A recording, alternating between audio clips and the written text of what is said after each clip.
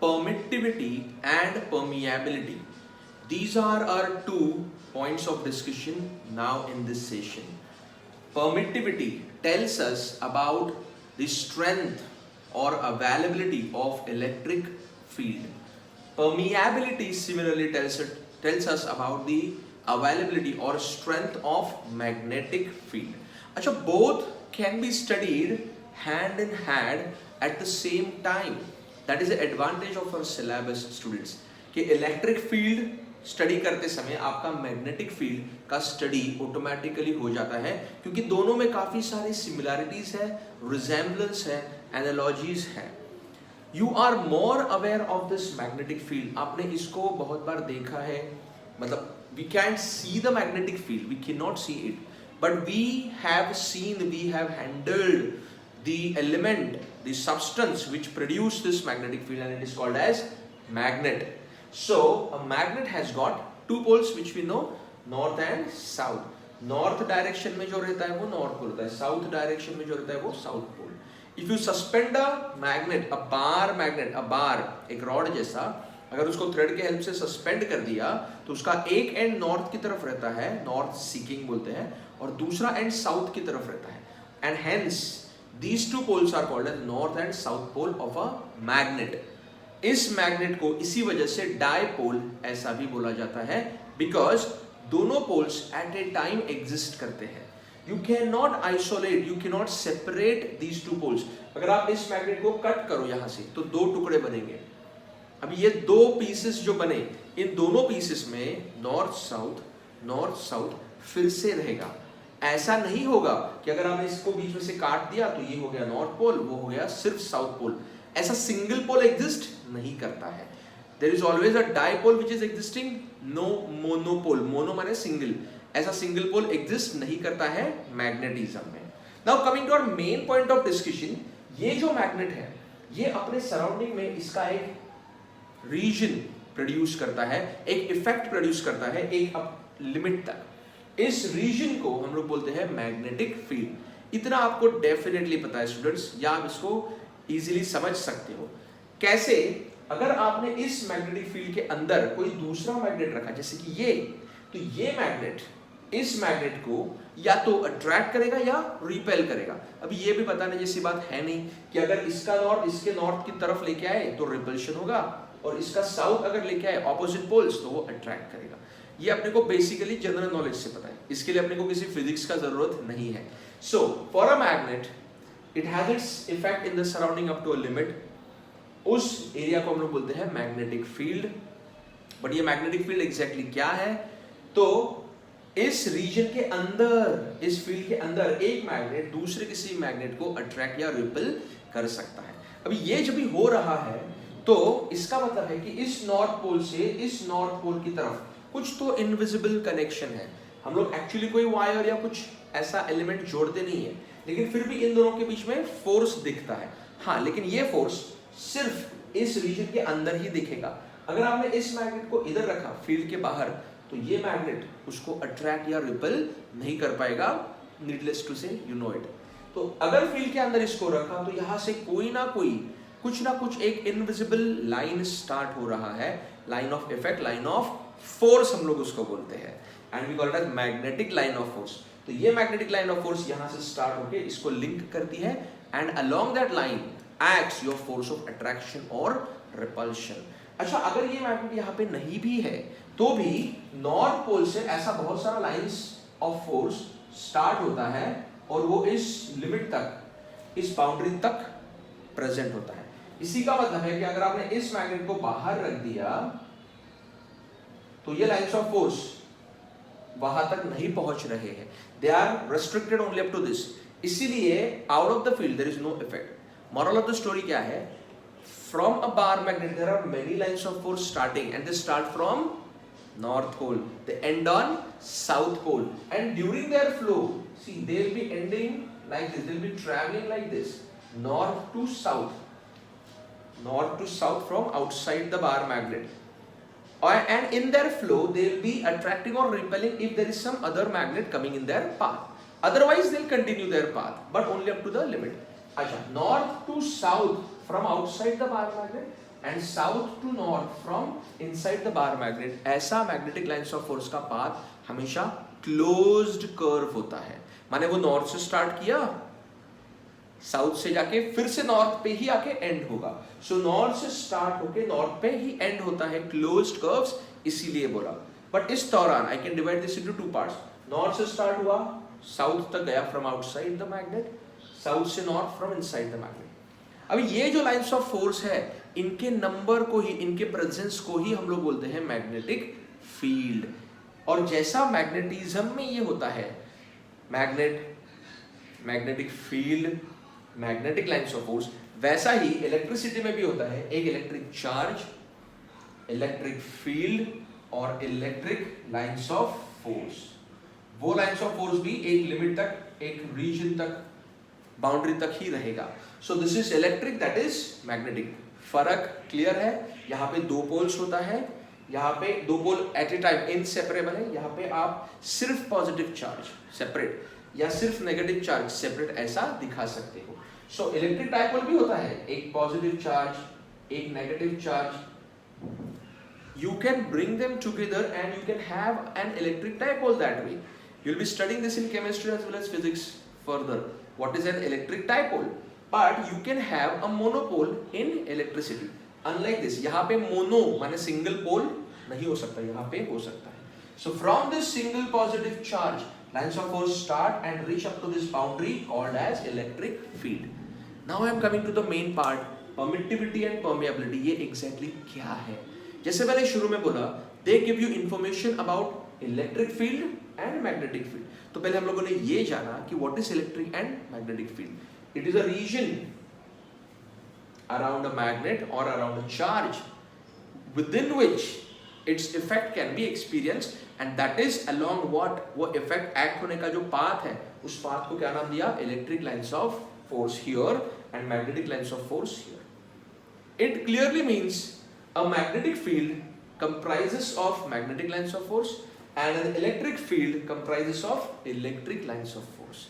अभी ये जो इलेक्ट्रिक लाइंस ऑफ फोर्स है, ये इस पॉजिटिव चार्ज से स्टार्ट होता है या यहाँ पे नॉर्थ पोल से स्टार्ट होता है। दोनों एनालॉगस हैं, इधर का पॉजिटिव चार्ज, उधर का नॉर्थ पोल। जैसे यहाँ पे पीएम मोदी, अमेरिका में डोनाल्ड ट्रम्प, तो ये एनालॉजी है। इनका रिजेम्बलेंस वहां पे कौन है? पॉजिटिव चार्ज की जगह पे उधर कौन है? It is north pole. तो वैसा ये है। So from this positive charge these lines of force start and spread up to a limit. ये लाइंस ऑफ फोर्स जब एक मीडियम से जा रहे हैं, देखो हम लोगों ने फटाफट ऐसे दिखा तो दिया, बट इसका मतलब क्या है? ये जो सराउंडिंग मीडियम है, जनरली कौन सा मीडियम होता है? एयर। तो आपने चार्ज को एयर में रखा, बहुत सारे लाइंस ऑफ फोर्स पास हुए, एयर ने उन लाइंस ऑफ फोर्स को अलाउ किया, परमिट किया, तभी ये लाइंस ऑफ फोर्स इस बाउंड्री तक अवेलेबल है। यहाँ पे भी magnetic lines of force are available, but permittivity or permeability is this permission to this electric lines of force or these magnetic lines of force by the medium. Just to keep it very simple, अगर आपने एक positive charge को air में रखा तो वहां से कुछ लाइंस ऑफ फोर्स स्टार्ट होगा। उसी चार्ज को आपने वाटर में रखा तो जो number of lines of force start होगा वो अलग होगा। उसी चार्ज को आपने ऑयल में रखा, बताओ आप क्या कर रहे हो? मीडियम बदल रहे हो, तो number of lines of force बदल रहा है। वैसा ही मैग्नेट को एयर में रखो, वाटर में रखो, ऑयल में रखो, what do you think? Do you get the same number of lines of force? No, number of lines of force same कभी नहीं आएगा। तो ये जो number of lines of force होता है, जो मीडियम परमिट करता है, अलाउ करता है, उस permission to the lines of force को ही हम लोग बोलते हैं permittivity in electricity, permeability in magnetism. So here is a conclusion. Permittivity is the permission to electric lines of force by the medium. Permeability is a permission to magnetic lines of force by the medium. जैसे आप medium बदलोगे वैसे वैसे कितने number of lines of force surrounding में present होंगे, इसका value बदलेगा, मतलब फील्ड का स्ट्रेंथ बदलेगा। सो एयर में, वाटर में, ऑयल में इलेक्ट्रिक फील्ड का स्ट्रेंथ अलग रहेगा, सेम मैग्नेटिक फील्ड का स्ट्रेंथ भी अलग रहेगा for the same charge and for the same magnet में बोल रहा हूं। एक ही चार्ज को आपने एयर, वाटर या फिर ऑयल में रखा तो उस चार्ज ने प्रोड्यूस किया हुआ इलेक्ट्रिक फील्ड अलग रहेगा depending on the permittivity of those medium. एक ही मैग्नेट को आपने एयर, वाटर और ऑयल में रखा तो मैग्नेटिक फील्ड अलग अलग प्रोड्यूस होगा depending on the permeability of that medium. So this is the introduction to the permittivity और परमिएबिलिटी ऑफ अ मीडियम। दोनों एक साथ सीखने का reason I think it should be pretty clear. Electricity के साथ इलेक्ट्रोस्टैटिक्स बोलते हैं हम लोग इसको, उसके साथ साथ आप मैग्नेटिज्म को साइमल्टेनियसली पढ़ सकते हो to save your time and energy.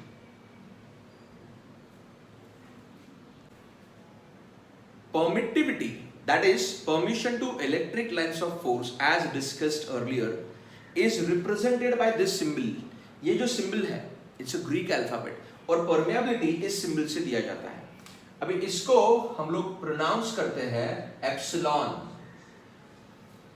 ये E जैसा जो दिख रहा है ना इसको क्या बोलते हैं एप्सिलॉन। सो permittivity का symbol is एप्सिलॉन। जैसे हम लोग करंट के लिए I लिखते हैं, वोल्टेज के लिए V लिखते हैं, रेजिस्टेंस के लिए R लिखते हैं, वैसे परमिटिविटी के लिए एप्सिलॉन लिखेंगे। परमिएबिलिटी के लिए ये जो सिंबल है इसको हम लोग बोलते हैं mu, MU, mu. It's a Greek alphabet. So mu is permeability. Okay, now permittivity, permeability we have clearly discussed. For a given medium उसका वैल्यू अलग अलग रहेगा, मतलब एयर के लिए अलग है, वाटर के लिए अलग है, ऑयल के लिए अलग है। There are different medium you will come across। हर एक मीडियम का अपना अपना परमिटिविटी इलेक्ट्रिक और परमेबिलिटी दैट इज मैग्नेटिक रहेगा। Let us discuss it for permittivity first।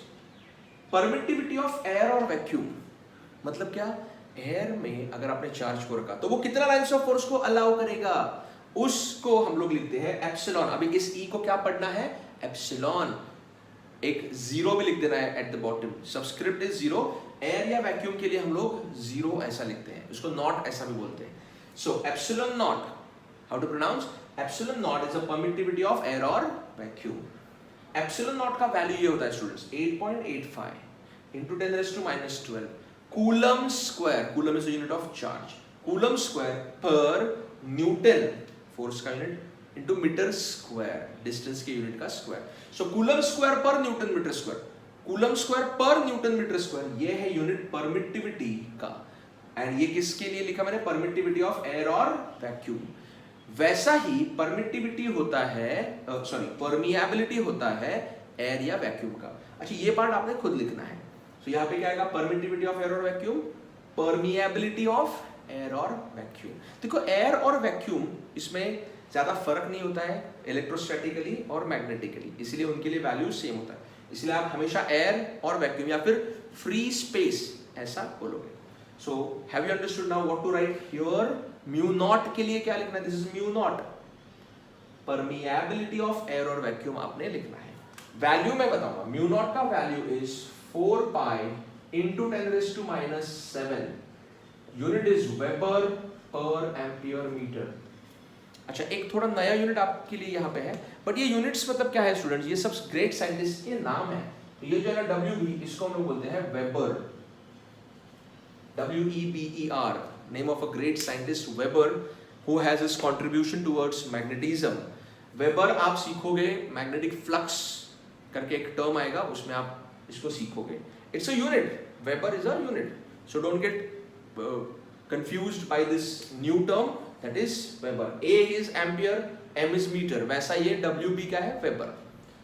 So mu naught का वैल्यू ये है। अच्छा, अगर mu naught by 4 पाई करते हैं, ये 4 पाई को आप नीचे ले लो, तो mu naught by 4 पाई, इसका वैल्यू क्या हो गया फिर? 10⁻⁷। अच्छा, यूनिट सेम रहेगा, वेबर पर एम्पियर मीटर। ये मैग्नेटिक कांस्टेंट है स्टूडेंट्स, ये आपको आगे मैग्नेटिज्म के सभी फॉर्मूला में लगने वाला है। म्यू 0/4 पाई। वैसा ही म्यू 0 की जगह पे एप्सिलॉन नॉट है, लेकिन एक फर्क है स्टूडेंट्स, यहाँ पे म्यू 0 न्यूमरेटर में है, यहाँ पे एप्सिलॉन नॉट है ना, 4 पाई के साथ डिनोमिनेटर में जाएगा। So your term becomes 1/4 pi epsilon not. 4 into pi कितना होता है? 3.142 इंटू एप्सिलॉन नॉट, ये वैल्यू है। अच्छा, ये सब एक्सपेरिमेंटली फाउंड वैल्यूज हैं, इसलिए आपको इनका कोई डेरिवेशन एज सच नहीं है, ये आपको मेमोराइज करना है, वो हो जाएगा अपने आप। सो 1/4 pi epsilon not, 4 into 3.142 into 8.85 into 10⁻12, इसको सॉल्व करो, उसका रेसिप्रोकल लो तो आपको ये वैल्यू मिलता है 9 इंटू 10⁹, और इसका unit obviously newton metre square per coulombs पर आएगा। कैसे किया? ये जो यूनिट है इसका उल्टा कर दिया, क्यों? क्योंकि एप्सिलॉन नॉट नीचे चला गया, सो 1 अपॉन किया तो ये यूनिट का भी उल्टा हो जाएगा, रिवर्स, क्योंकि 4 पाई को तो कोई यूनिट है नहीं, सो 1 अपॉन 4 पाई एप्सिलॉन नॉट का यूनिट इसका रिवर्स रहेगा। Okay, so this is electrostatic constant, ये आपको इलेक्ट्रोस्टैटिक्स के सब फॉर्मूला में लगने वाला है।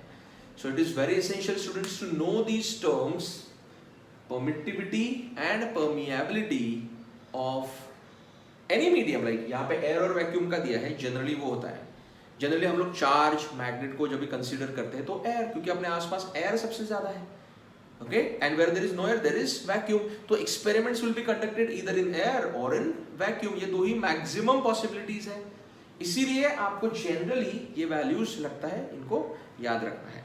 अच्छा, now there is one new term regarding permittivity and it is epsilon are.